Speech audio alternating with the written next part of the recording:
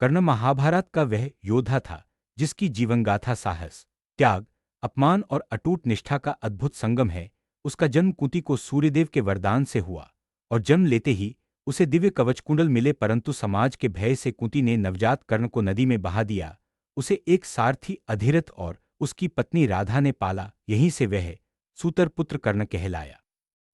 कर्ण का हृदय बचपन से ही एक ही आग में जलता था, महान धनुर्धर बनने की आग।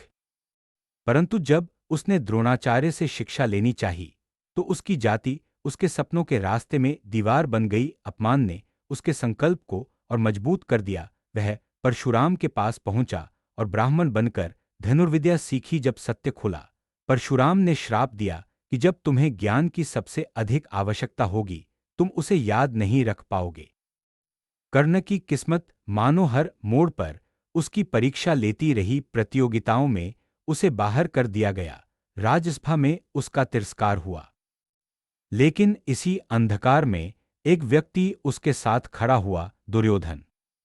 दुर्योधन ने कर्ण को मित्र नहीं, सम्मान दिया। उसे अंग देश का राजा बनाकर वह सम्मान लौटाया जो दुनिया ने कभी नहीं दिया था। कर्ण ने इस उपकार को जीवन की अंतिम सांस तक निभाया।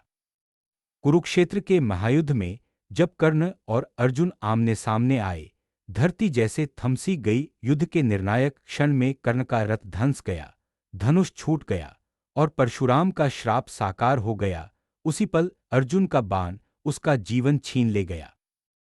युद्ध के बाद जब पांडवों को पता चला कि कर्ण ही उनका सबसे बड़ा भाई था, वे उसके निर्जीव शरीर से लिपटकर फूट फूट कर रोए।